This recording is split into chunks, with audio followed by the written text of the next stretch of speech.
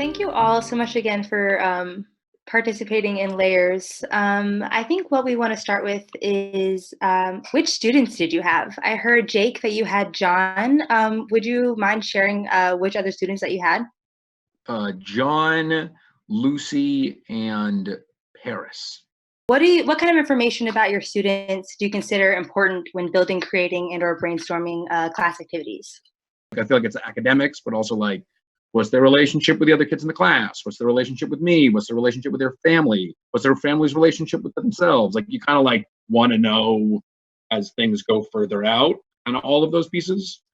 I don't think there's like pieces of data I'm not interested in. I do agree with Jake in the sense that all the data is really great to kind of see. For me, I think what's most important is the why. Like, where is this coming from? Like, is there something else going on in this kid's life that I need to be aware of and take that into consideration? I can add. I Some of this is reiterating what Jake and Lee said, but I said like identity broadly defined, and interests. I do care about interests, like their priorities, their family's funds of knowledge, and then aspects of like learner identity. So like their mindsets, their perceived strengths, like those sorts of things. Like all of that matters a lot to me. Any students stand out to you in particular in that way? No, I got excited about John because, and the reason is like I was thinking about like what might this experience look like for John. No, it was less about like redesigning what he would do and more about like here's an option of a pathway that maybe he could take based on what I know about his identity, how he identifies in terms of like faith and like interests and things he cares about, and how he might engage with the learning. To me, it's about how am I constantly shifting as an educator so that kids are engaging with their learning in ways that are meaningful to them. So they're bridging prior knowledge and what they care about with like new knowledge that's meaningful. Yeah, that's great. And I remember Jake said he also got John. How did finding out that he was being bullied on his way home for his faith, did you find a way to incorporate that into the way you were teaching the lesson at all? It would be great to hear. I know you had different subjects, but how you both did that, finding out that home life outside of school experience, how did that shape the lesson that you adjusted for John? If you feel like you can take action in an informed way, then I think it makes you feel like empowered.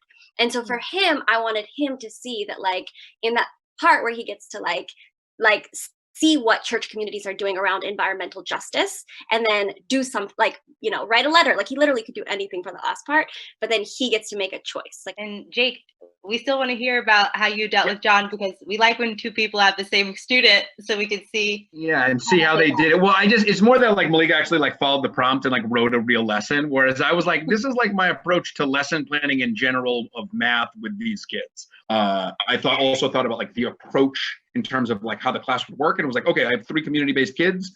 Let's get everybody working in groups. Like people should just be working in groups together. That'll keep them supported and accountable. Also, all 3 of them seem to be a little bit overwhelmed out of school. And so I was like, we got to make sure that like the work can be done in school. It doesn't require a lot of stuff to be taken home. I was kind of surprised that John was actually going through all these things all together. And but I kind of started designing this activity or assignment for them instead of a whole course. So the end product that I was thinking was really small and specific, so I couldn't, help with the bullying situation by just design another assignment for them. So I just incorporated another aspect or small thing into this activity that they could do together. So I in the third step, I added some sort of community building into the activity so that they could feel more welcomed or included. But I don't think I did anything to kind of help with the bully situation there. Yeah, does anybody want to build on that? So I had Amanda, Lucy, and Tamika. So I think for me, card 2 was the game changer. There I was able to say, okay, now I can see what kind of voice and choice I'm going to add. Now I can see where this assignment is going to happen and why I'm planning it for as long or a short period as I'm giving. And it also gave me the opportunity to fill in the things that Malika was talking about. So I was able to then take what they liked and then put that into an assignment that would keep them engaged in a way, in a more meaningful way.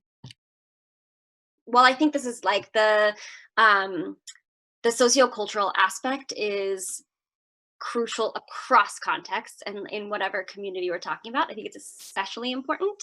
If you are making assumptions about students' lives outside of school, because you think they're similar to your own, it can perpetuate kind of like these dominant, like like viewpoints that you are not recognizing are not universal, and that like has an explicitly negative impact on kids. So I think it's not just a like an additional thing, like it is like like it is a crucial thing. Like when we are not doing this, we're like in my opinion, like actively hurting kids because we're making an assumption, like you're using a monocultural lens. You're thinking that like your worldview is universal, and so probably not recognizing the ways in which like you're perpetuating things that are actually hurting kids from like a learning perspective. Um, yeah, that's it. And I think like that's something that I'm just experiencing it right now at the school I'm working at, where I feel like that there are people, the goal has been like, we're going to take this and we're going to like this idea and we're going to turn it into a rubric. And we're going to make sure all of our teachers are doing this, but then it's just a bunch of white ladies just like in there telling other white ladies whether or not they're like culturally competent enough. It's right. Even those who have very similar backgrounds have specific things in their life that make their life different and unique. So that running the risk of stereotyping and overclassification and generalizing is real. And I think that it's a real task because, like Malika said, there's the risk of harming the students if you don't take that seriously and recognize that that is an important aspect of their identity that they're bringing into the school every day and in obvious ways and invisible ways. When we talk about this, it's, you know, we want to do these things. We want to incorporate layer to the interests of our students and understand why they are the way they are. But I'm wondering how realistic that is to be able to accomplish if you guys have your personal experience to rely on to talk about that balance of trying to incorporate all of these things about your students, but also running into like the practical issues of it.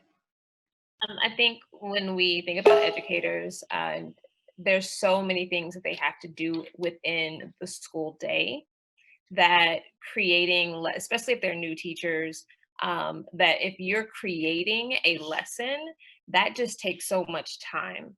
And there's so many other things that you have to do. So you might be able to do something like this for one assignment or two assignments, or, you know, maybe one assignment per unit for the entire year. But to be able to do this all the time consistently, if your school does not have in place some sort of common planning meeting where you're building curriculum together throughout the school year, then this isn't going to happen, because the only time teachers would have to do this would be in the summer, and you don't have students in the summer and you don't know who your students are. So the only thing you can do is, from either experience or from someone else, is to try to create lessons that are flexible enough to allow student choice and voice in ways that kind of address their needs. But again, that could be a very difficult thing to do. Yeah, I totally agree. I think it's really important that we to kind of differentiate between ideal and realistic. It's not just while I was going through this activity, I was kind of like Malika just said, I was adding different things into my design.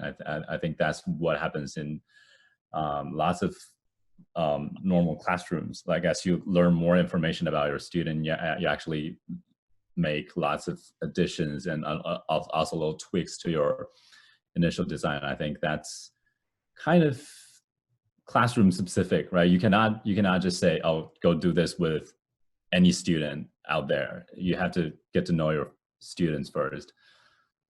Thinking back to your experience as a teacher, were there times where, or any students that you can think of in particular, where you have done an exercise these sort of approaches, trying to include what you know about the student in your curriculum or your class assignments, or times where you wish you would have in retrospect? To me, like the biggest growth for students happens when the culture of the classroom is dynamic. And so like I spent a lot of time trying to build like a trusting and dynamic classroom culture, because I just find that otherwise it becomes like weirdly me dependent. You know what I mean? Like how good was my lesson? How good was my execution? And like I am a fallible human person. And so like I like to make sure that kids can like step in for each other and step up in that sort of way. And like also like I'm a white dude, right? Like kids don't always want to tell me things and don't always trust me in certain ways. And like I don't want it to be like reliant on them coming to trust me in order for them to learn, and them to feel like held. So there's something to me about like the way that I've seen this be most successful. This sort of like consideration is really to build a build structural culture, like community time.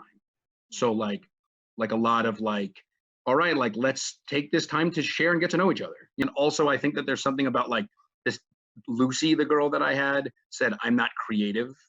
And I think like that sort of a mindset is like more of a trigger of a question. Like, what does that mean? Like, what do you mean when you say I'm not creative, and why are you saying that? And so I think like so much of school is about creating possibility for them, like for students, that I don't want to rely too heavily on mindsets of the way that they came in with. I think that with this practice space, we just want to highlight that you might be missing important aspects of what your students are bringing to the classroom if you're not thinking about their interests or what they don't think they're good at, or some of the things that they might be dealing with on the outside of the classroom.